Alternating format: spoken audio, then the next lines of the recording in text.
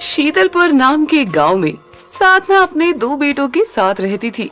जहां बड़े बेटे विकास ने अपनी मां की पसंद की गांव की लड़की कोमल से शादी की थी, तो वहीं छोटे बेटे दीपक ने अपनी पसंद की ही शहर की लड़की रिया से शादी करके घर आता है। तो आइए देखते हैं कि दो अलग विचारों वाली बहुएं एक छत के नीचे कैसे रहती है। कोमल बेटा, दूध उबला या नहीं? जी माँ जी, बस उबल ही गया है। मैं तुरंत आपकी चाय बनाकर लाती हूँ। मेरी चाय भी लेके आना कोमल, फिर मैं भी खेत चला जाऊंगा। हाँ जी, आपकी भी ज्यादा अदरक वाली चाय, मुझे याद है। अरे दीपक, आज वो नई नई दुल्हन बनकर थोड़ी ना इस घर में आई है। उसे हमारी पसंद नापसंद अच्छे से पता है। हाँ माँ, मैं जानता हूँ। मैं तो बस यूं ही बोल रहा था। ये लीजिए माँ जी, आपकी कम शक्कर वाली चाय, और ये लीजिए आपकी ज्यादा अदरक वाली चाय। ला बहू, जल्दी दे। तेरे हाथ की चाय के बिना तो मेरी सुबह की शुरुआत ही नहीं होती। हाँ माँ, तुमने बिल्कुल सही कहा। कोमल के हाथों में जादू है, जादू। हाँ, एकदम सही कहा। ये सब तो आप लोगों का बड़प्पन है। वैसे भी आप लोगों की सेवा करके मुझे बहुत ज्यादा खुशी मिलती है। हम भाग्यशाली है बहू, जो तू हमारे घर की बहू बनकर आई है। माँ, गांव में सूखा पड़ने की नौबत आ गई है और जमींदार इसी का फायदा उठाकर सबकी जमीन हथियाना चाहता है। अरे चिंता मत कर बेटा, कोई ना कोई उपाय निकल ही जाएगा। माँ, माँ, बाहर आओ। कहाँ है सब लोग? बाहर आइए। लगता है दीपक आया है। आई बेटा। हाँ माँ, दीपक की आवाज है ये। चलिए चलते हैं। ये क्या, तुमने शादी कर ली? हाँ माँ। पर बेटा, ऐसे अचानक? हाँ दीपक, ऐसे अचानक तूने शादी कर ली और हमें बताया भी नहीं। भैया, हम दोनों एक दूसरे को पसंद करते हैं, इसलिए शादी कर ली। पर ये है कौन? तुम इससे कैसे मिले? माँ, ये रिया है, तुम्हारी छोटी बहू। हम दोनों साथ में कॉलेज में पढ़ते थे और वहीं हमारी एक दूसरे से जान पहचान हो गई। अरे दीपक, हम तुम्हें मना थोड़ी न करते शादी करने से, पर एक बार माँ से पूछ तो लेते। अच्छा, अब ये सब छोड़िए। दीपक जी मेरी देवरानी और इस घर की छोटी बहू को लेकर आए हैं, तो हमें इनका स्वागत करना चाहिए। हाँ, कोमल बहू सही कह रही है। मुझे भी कोई आपत्ति नहीं है। बस मेरे बेटे बहू खुश रहे और मेरे घर में शांति बनी रहे। रिया बहुत अच्छी लड़की है, आप सबका बहुत अच्छे से ख्याल रखेगी। ओह गॉड, ये लोग सारी बातें दरवाजे पर खड़े रहकर ही कर लेंगे क्या? मेरी तो कमर टूट रही है थकान की वजह से। रिया, ये मेरी माँ है और ये मेरे बड़े भैया और ये मेरी भाभी हैं। हाँ हाँ, समझ गई। ये तुम्हारा परिवार है। अब क्या दरवाजे पर ही खड़ा रखोगे क्या मुझे? अरे नहीं देवरानी जी, हम आपको यहीं थोड़े ना रखेंगे। और क्या, यहाँ एसी नहीं है। कितनी गर्मी है यहाँ पर। आप लोग इतनी गर्मी में कैसे रह लेते हैं? अरे रिया, मैं एसी लगवा दूंगा तुम्हारे कमरे में, फिर तुम्हें कोई परेशानी नहीं होगी। अच्छा ठीक है, अब जल्दी चलो, मुझे सोना है। ये क्या तरीका है बात करने का बहू? कोई बात नहीं माँ जी, थक गई होगी रिया। हाँ माँ, आप बुरा मत मानिएगा। हाँ ठीक है। रिया का घर में स्वागत किया जाता है। फिर अगले दिन सुबह। अरे कोमल बेटा, तुम रसोई में क्यों जा रही हो? खाना बनाने के लिए माँ जी। क्या रिया अभी तक उठी नहीं है? आज तो उसकी पहली रसोई है ना? जी माँ जी, पर लगता है थकान की वजह से रिया की आंखें अभी खुली नहीं है। वैसे भी बहुत लंबा सफर करके कल घर आई थी ना। हाँ, मैं समझ रही हूँ, पर रस्म भी तो जरूरी है ना बेटा। एक काम करो, जाओ उसे उठाकर नीचे ले आओ, ताकि हम उसकी पहली रसोई की रस्म पूरी कर सके। जी ठीक है माँ जी। अरे माँ, सोने दो ना उसे, बेचारी बहुत थक गई है, इसलिए अभी तक सो रही है। हाँ, तो क्या मैं अपने घर की रस्म ना करूं? माँ, मेरा मतलब वो नहीं था। तुम खामखा नाराज हो रही हो। अरे माँ जी देखिए, रिया उठ चुकी है। दीपक, क्या तुम्हारे घर में वॉशिंग मशीन भी नहीं है? मैं कपड़े कैसे साफ करूँ अब? रिया बहू, ये क्या पहना है तुमने? हमारे घर में ऐसे कपड़े नहीं पहने जाते हैं। माँ जी, मुझे ऐसे ही कपड़े पहनने की आदत है। ऊपर से आपके घर में इतनी गर्मी है, तो मैं क्या करूँ? कोमल भी तो इसी घर की बहू है। उसने तो ऐसे कपड़े कभी नहीं पहने। जाओ, जाकर कपड़े बदल कर आओ। पर माँ जी, मुझे ऐसे कपड़ों में ही आराम मिलता है। रिया, आज तुम्हारी पहली रसोई है ना, इसलिए आज साड़ी पहन लो और जल्दी से नीचे आ जाओ। हाँ रिया, जाओ बदल लो कपड़े। ये भाभी जानबूझकर सबके सामने मुझे नीचा दिखाती है और खुद को अच्छा। ठीक है, जाती हूँ। रिया तैयार होकर रसोई घर में आती है। अरे, यहाँ तो फ्रिज भी नहीं है। कैसा घर है ये, जिसमें ना ही फ्रिज है, ना ही वॉशिंग मशीन, ना ही एसी। ये गांव है रिया, यहाँ किसी के भी घर में ये सब चीजें नहीं होती। इसके बिना ही सब गुजारा करते हैं। यहाँ रहना तो बहुत मुश्किल है भाभी। मैं तो 2 दिन के अंदर ही यहाँ से चली जाऊंगी। अच्छा ठीक है, जैसी तुम्हारी मर्जी। तो बताइए भाभी, क्या बनाना है आज? वैसे भी इस घर में तो आप ही की चलती है। ऐसा नहीं है रिया, जो तुम्हें आसान लगे वो बना लेना। ठीक है, अब आप बाहर जाकर बैठिए, मैं आप सबके लिए कुछ बनाकर लाती हूँ। ठीक है। कोमल बहू, बहुत दिनों से बारिश नहीं हो रही है। अगर ऐसे ही चलता रहा तो गांव में सूखा पड़ जाएगा, फसलें बर्बाद हो जाएगी। हाँ माँ जी, अब तो भगवान ही कुछ चमत्कार कर सकते हैं। माँ, मैंने भी अपनी फसलों पर बहुत मेहनत की है। अगर 2 दिन में बारिश नहीं होती है तो फसल बर्बाद हो जाएगी। हे ईश्वर, अब तू ही कुछ चमत्कार कर, हमारी मदद कर। हाँ माँ, अब तो बस ईश्वर ही सहारा है। ये लीजिए, खाकर बताइए आप सभी को कैसा लगा। अरे रिया बहू, ये क्या बनाया है तुमने? माँ जी, ये मैगी है, खाने में बहुत टेस्टी होता है। बहू, हमने तुम्हें पहली रसोई की रस्म के लिए भेजा था, ये तुमने क्या बनाकर ला दिया? माँ, खाकर तो देखो, बहुत अच्छा होता है ये। हाँ माँ जी, जाने दीजिए, धीरे धीरे रिया सब सीख जाएगी। हाँ ठीक है। रिया, तुम भाभी से सब सीख लेना। भाभी बहुत अच्छा खाना बनाती हैं। भाभी हर चीज में अव्वल है। हाँ हाँ, जैसे मुझे तो कुछ आता ही नहीं है।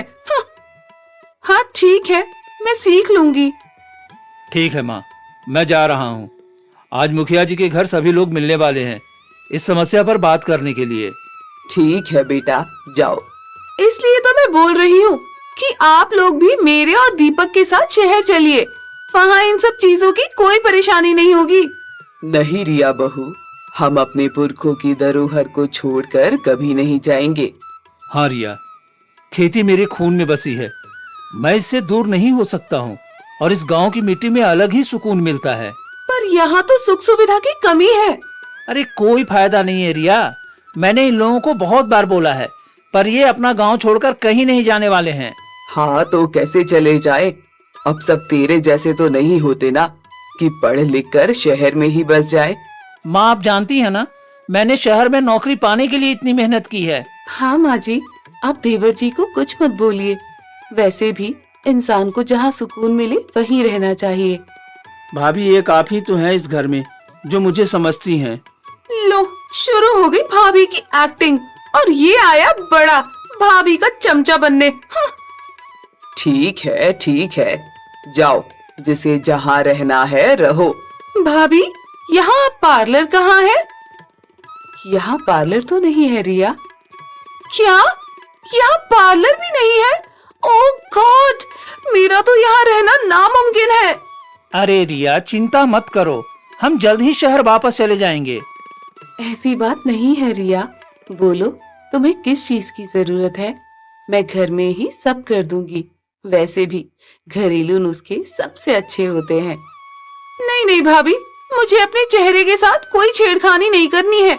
वैसे भाभी सही कह रही है रिया, उनके घरेलू नुस्खे सच में बहुत अच्छे होते हैं। रहने दे कोमल बहू, वैसे भी रिया बहू को हम पर यकीन है ही कहाँ। नहीं माँ जी, ऐसी कोई बात नहीं है। भाभी, मैं आराम करने जा रही हूँ।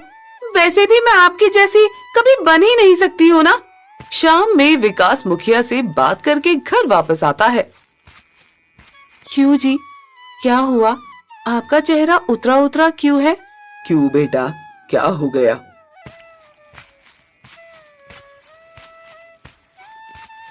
माँ, मुखिया जी ने बताया है कि जो नदी गांव की तरफ आती है उस पर सरकार बांध बांधने वाली है, जिससे हमारे गांव में पानी नहीं आएगा। हे ईश्वर, ये कैसी परीक्षा ले रहे हैं आप हमारी। खेती से ही तो हमारा घर चलता है। अगर पानी ही नहीं आएगा तो खेती कैसे होगी? माँ जी, ऊपर से बारिश का भी कोई नामो निशान नहीं है। ओह गॉड, यहाँ तो बहुत परेशानी है। मुझे जल्दी से यहाँ से भागना पड़ेगा।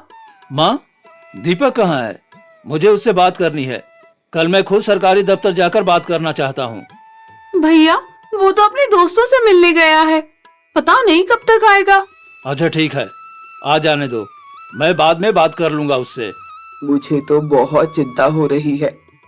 माँ जी, आप इतनी चिंता मत करिए, वरना आपकी तबीयत बिगड़ जाएगी। क्या करूँ बेटा, बात ही ऐसी है। मैं फिर बोल रही हूँ, आप सब चलिए ना हमारे साथ। मैंने एक बार बोल दिया ना, हम कहीं नहीं जाएंगे, मतलब नहीं। माँ जी, आप शांत हो जाइए माँ जी। आधी रात में साधना को बहुत तेज बुखार आ जाता है और वो कोमल को आवाज देती है। कोमल बहू, अरे ओ कोमल बहू। सुनिए जी, लगता है माँ जी बुला रही हैं। अरे इतनी रात को माँ क्यों बुलाएगी? तुम्हें गलतफहमी हुई होगी।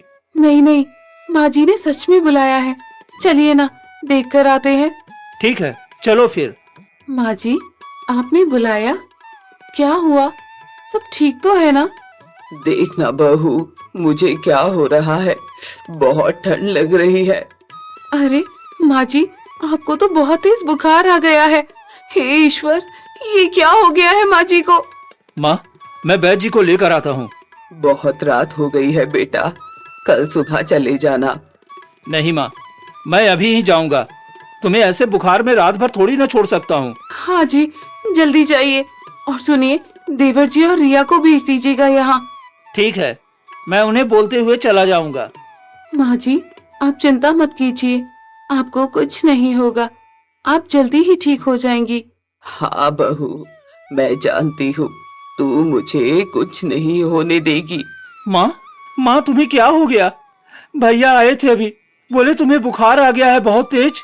हाँ देवर जी, देखिए ना माँ जी को क्या हो गया। लगता है माँ जी ने रात में बहुत ज्यादा चिंता कर ली थी। मैंने बोला था ना माँ जी को कि चिंता नहीं करना, पर इन्होंने सुना ही नहीं।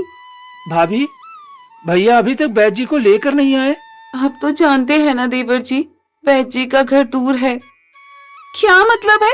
यहाँ वैद्य जी इलाज करते हैं, डॉक्टर नहीं है क्या यहाँ? ऊपर से वैद्य जी का घर भी दूर है। हाँ रिया, यहाँ वैद्य जी ही सबका इलाज करते हैं। यहाँ तो मैं पागल ही हो जाऊंगी रहकर।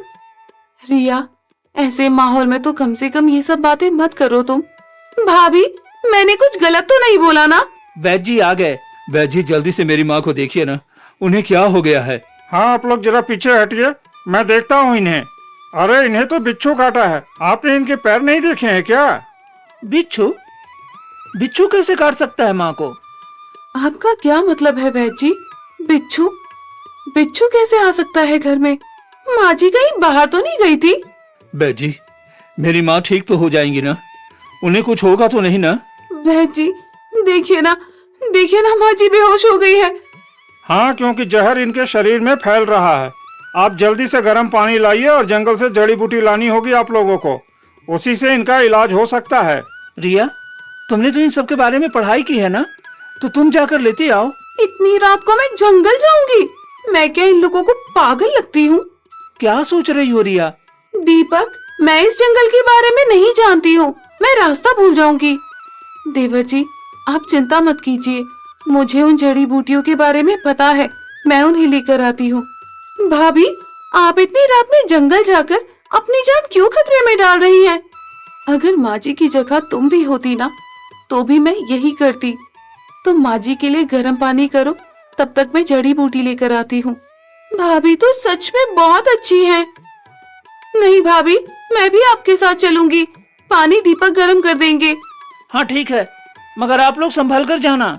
दोनों बहुएं घने जंगल के अंदर जाती हैं, जहाँ उन्हें बहुत से जानवरों की आवाज सुनाई देती है। भाभी, ये जंगल तो बहुत डरावना है। तुम चिंता मत करो रिया, मैं हूं ना। अच्छा वो देखो, वही पौधा चाहिए हमें। शुक्र है भाभी, मिल गया। अब जल्दी से तोड़ लेते हैं इसे। हाँ चलो, हो गया, अब घर चलते हैं। भाभी, आप तो बहुत हिम्मत वाली हो। आपने इतनी रात में इतने घने जंगल में आने का साहस दिखाया है। परिवार के लिए हमें ये सब भी करना ही पड़ता है, हमारा फर्ज होता है ये। जी भाभी। वैद्य जी, ये लीजिए, हम वो जड़ी बूटी लेते आए हैं। अब आप जल्दी से माँ जी का इलाज कर दीजिए। हाँ हाँ, ठीक हो जाएंगी। अच्छा तो अब मैं चलता हूँ। अगले दिन सुबह साधना की आंखें खुलती हैं। उठो बच्चों, तुम सब यही मेरे पास सो रहे थे पूरी रात। माँ जी को होश आ गया। जी माँ जी, हम सब आपको अकेला कैसे छोड़ सकते हैं। शुक्र है आपको होश आ गया। माँ तुम ठीक तो हो ना? माँ, तुम्हें कोई तकलीफ तो नहीं हो रही है ना? अरे मुझे सांस तो लेने दो, मैं पूरी तरह से ठीक हूँ। माँ जी, आप कल रात में कहीं बाहर गई थी क्या? हाँ बहू, मैं कल रात घर से बाहर गई थी, दीपक की राह देख रही थी। लगता है वहीं पर आपको बिच्छू ने काटा होगा, पर अब आप पूरी तरह से ठीक हैं। क्या मुझे बिच्छू ने काटा था? हाँ, कल रात मुझे लगा था जैसे कोई काटा छुपा हो मुझे। पर अब तुम ठीक हो माँ। रिया, अब तुम जाकर अच्छे से सो जाओ। रात भर अच्छे से सो नहीं पाई हो तुम। जी भाभी। तू भी तो थकी है कोमल बहू, पर रिया बहू को तो खुद की नींद प्यारी है बस। ऐसी बात नहीं है माँ जी। अच्छा ठीक है, जाओ सो जाओ। मैं जानती हूँ तुम्हें आदत नहीं है अभी इन सब चीजों की। माँ जी, मैं आपके लिए चाय बना कर लाती हूँ। तू अब अपना ख्याल अच्छे से रखना। अगर तुझे कुछ हो गया तो हमारा क्या होगा? हाँ बच्चों, तुम सभी तो मेरे जीने का सहारा हो। थोड़ी देर बाद साधना देखती है कि रिया उनके कमरे से कोई कागजात चुराकर घर से बाहर जा रही है। माँ, क्या हुआ तुम्हें? तुम इतने गुस्से में क्यों दिख रही हो? विकास, जल्दी से बाकी लोगों को बुला ला। दीपक, कोमल, जल्दी आओ, माँ बुला रही है। हाँ माँ, बोलो। जी माँ जी, बोलिए ना। तुम लोगों को पता है रिया कहाँ गई है? हाँ माँ, वो गांव की एक लड़की से उसकी दोस्ती हो गई है ना, उसी से मिलने गई है। नहीं, वो अपनी किसी सहेली से मिलने नहीं गई है, वो हमारे घर के कागजात चोरी करके भाग गई है। नहीं नहीं माँ जी, ये आप क्या बोल रही हैं? रिया ऐसा थोड़े ना कर सकती है। हाँ माँ, रिया ऐसा कभी नहीं कर सकती। विकास, जल्दी से मेरे कमरे में जा और देख कागजात हैं कि नहीं। अरे ओ विकास, कहाँ हो तुम? रिया बहू के घर वालों, बाहर आओ। जी मुखिया जी, बताइए क्या बात है, और रिया आपके साथ क्या कर रही है? रिया, तुम अंदर चलो, मुझे तुमसे बहुत जरूरी बात करनी है। अरे बेटा, पहले मेरी बात सुन लो, फिर तुम्हें जहाँ ले जाना है ले जाना तुम रिया बहू को। ऐसी क्या बात हो गई है मुखिया जी? हाँ मुखिया जी, जल्दी बताइए। अरे साधना जी, आपकी छोटी बहू ने तो कमाल ही कर दिया, जो हम सारे गांव के लोग मिलकर नहीं कर पाए, तुम्हारी इस शहर की बहू ने कर दिखाया। रिया, तुमने क्या किया है ऐसा? दरअसल मैं सरकारी दफ्तर गई थी। रिया बहू ने चमत्कार कर दिया है। इसने अपनी सूझबूझ और पता नहीं कौन कौन से कागजात दिखाकर सारे कर्मचारियों की बोलती बंद कर दी, और अब हमारे गांव की नदी पर बांध नहीं बनेगा। मैं तो शुरुआत से ही जानती थी, मेरी देवरानी जी बहुत होशियार हैं। मुखिया जी, क्या ये सच है? हाँ हाँ, मैं सच कह रहा हूँ। आपकी दोनों बहुएं सच में बहुत गुणवान हैं। माफ करना रिया बहू, मैंने तुझे बहुत गलत समझा। नहीं नहीं माँ जी, इसमें आपकी कोई गलती नहीं है। मैं भी तो आप लोगों को, इस गांव को बहुत गलत समझती थी। पर जब कल भाभी को आपके लिए निस्वार्थ भाव से इतना कुछ करते देखा, तब मुझे समझ आया कि हमें अपने परिवार की हमेशा मदद करनी चाहिए। रिया, तुमने बहुत अच्छा काम किया है। भगवान तुम्हें हमेशा खुश रखे। जी भाभी, और अब मैं इसी गांव में रहूंगी, कहीं नहीं जाऊंगी यहाँ से। अच्छा, मतलब तुम्हें ये गांव पसंद है। इसी हंसी खुशी के साथ हमारी ये कहानी खत्म होती है।